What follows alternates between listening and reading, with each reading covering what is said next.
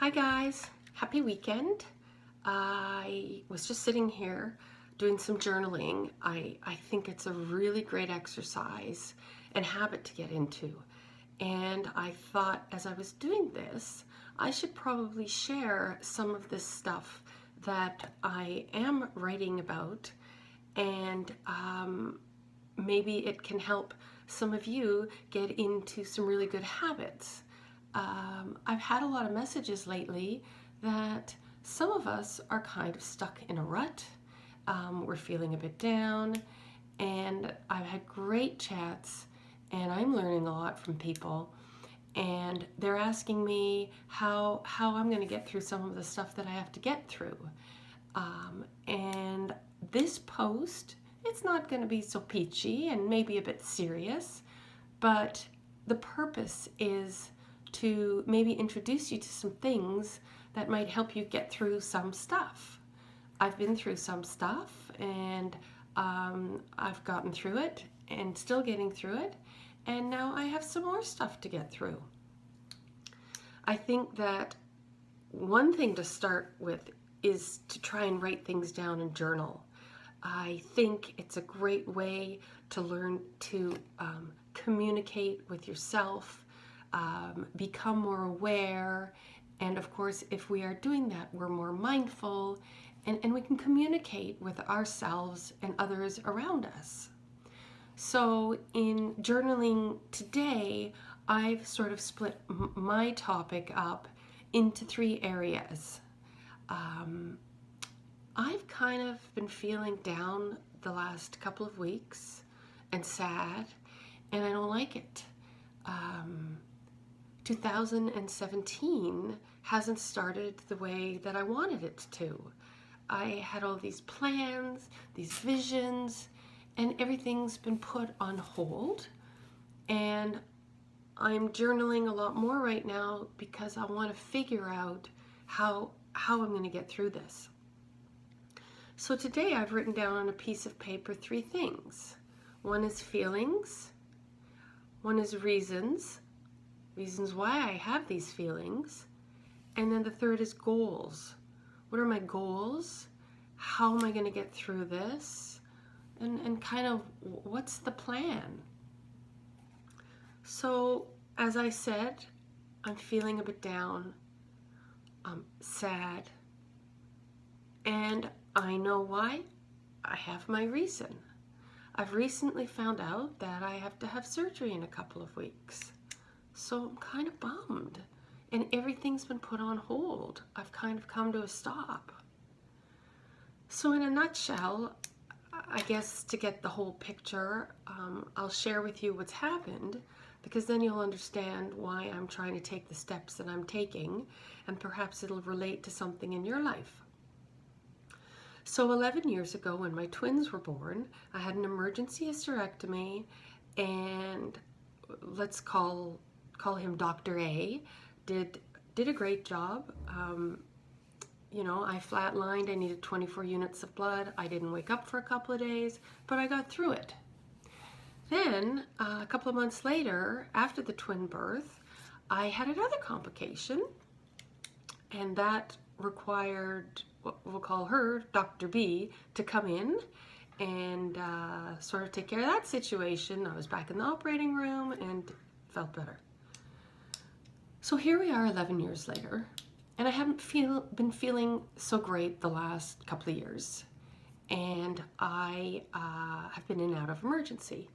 So in November, there I was again, pretty bad, and all the same stuff comes back, same results, same tests.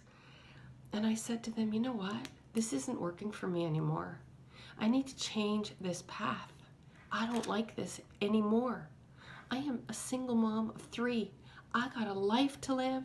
I got kids that I need to be emotionally and physically fit for. And this is bringing me down every couple of months. Luckily, I have an amazing GP.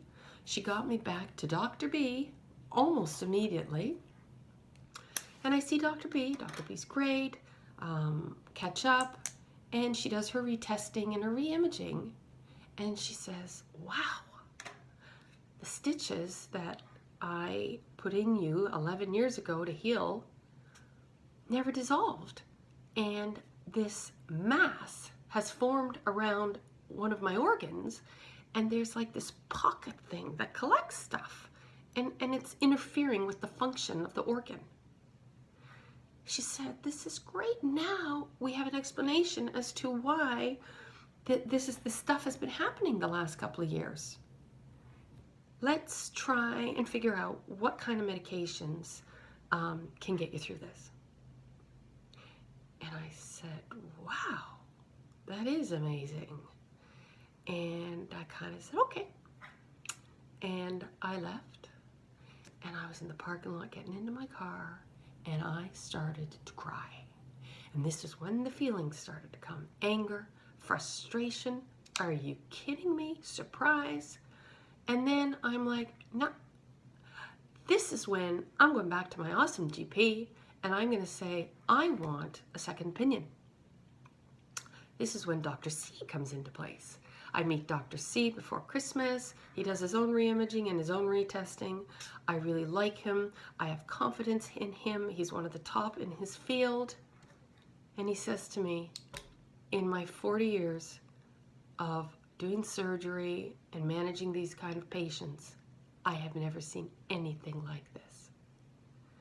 He says, we have to operate. We have to get rid of this for you so that you can get on with your life and not having something put it on hold.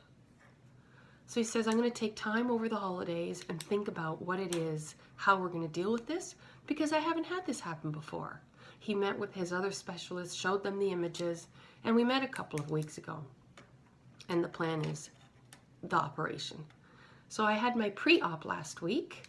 When you're going in for some pretty serious surgery, you have to have your blood taken, hemoglobin, iron, see if you have infection, do an EKG, make sure your heart's good, and just kind of make sure that you're up for the surgery. So there's nothing like your pre-op nurse to tell you how it is. I'm lying there last week, and she's probably going to be the one that's going to be beside me whenever in the next couple of weeks when I have my procedure. And she says, I've never seen anything like this. There's question marks all over your procedure, your history. There's question marks all over your chart.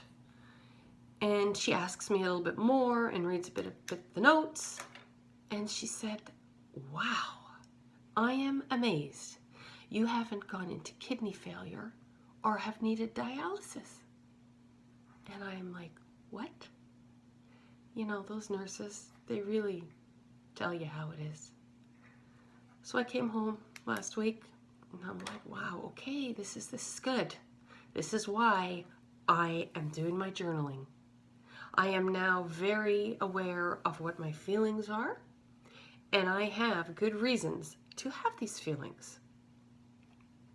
So the next part is the goals. What are my goals? How am I going to get through this? And what's the plan? So this is where I really wake up every morning and I try and meditate. I've got all these great apps on my phone, and I'll just lie in bed and I'll start my day focusing on me and my mind. I pick all sorts of different ones, but it's really a great way for me to start and have time for me. The other exercise that I am doing every night is my children and I, we will often talk about 1 to 3 things that we're grateful for that have happened that day. So what this does is it kind of wipes your mind of all these crazy feelings that you might be experiencing because of whatever it is that you're going through. And it's a blank, sort of happy, positive way to sort of close your eyes and crawl into bed and go to sleep and have a good night. So then, what do you do between the morning and the evening right now when I'm doing these exercises every day? Well, right now, I gotta lay low.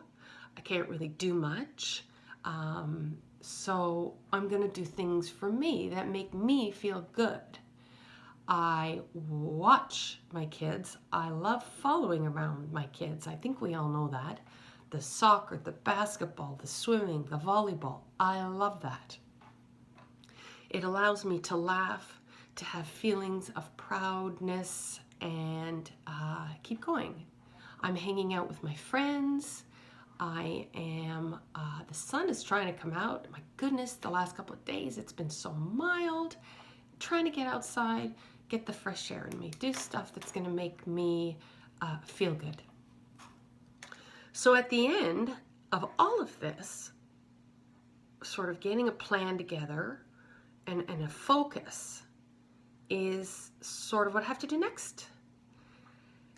So in doing that, I have to really come up with some conclusions that are going to get me through this. I'm very aware of these 3 areas that are helping me with my plan and with my focus. But to continue on with that, I have 3 more things that I'm learning. And it's always about, what are you learning from the experiences that you go through? So first, and I've said this before, is I am learning that I'm trusting my gut. I'm very good at that. It's just whatever I'm feeling inside. I kind of know when I'm at my wit's end and something's got to change. I'm trusting my gut. I'm asking people around me, and I'm asking for second opinions. And look where it's gotten me. It's giving me this plan. The second thing is I am surrounding myself with good people. What are good people? Good can be whatever you need it to be. Good for me are the people that are going to be around me.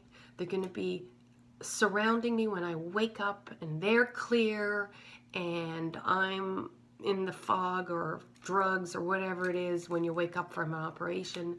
But they're going to be the ones that are going to help me through this. Your friends and the people around you are what enrich your life. They're so important. They're amazing. Did you know that you are the average, I think Jim Rohn said this, of the 5 people surrounding you? So for me, that's Chris, Paige, Emily, my cat. Oh my God, that leaves 1 person. That 1 person is going to have huge shoes to fill in the next couple of weeks. But I will make sure I'll have the people, that person, maybe it's more than 5. So the third thing I've learned is follow-up. If you always have a follow-up, I think a lot of things can be avoided. For example, when I went through this twin emergency C-section, unfortunately right after that my dad died. I wasn't thinking clearly. I wasn't focused on healing. I had 3 kids under 18 months. I had a mama to take care of, and my poor dad had just passed away. I never thought to have a follow-up. If I'd had a follow-up, they would have seen that the stitch didn't dissolve, and none of this would have happened, and I wouldn't be having all these complications that I've had, especially in the last 3 years. So this is why I journal. This is why I write things down. It helps me be clear. It helps me focus. If you guys have any great managing tools that can help me even more, that would be really greatly appreciated. I'd love to hear about them.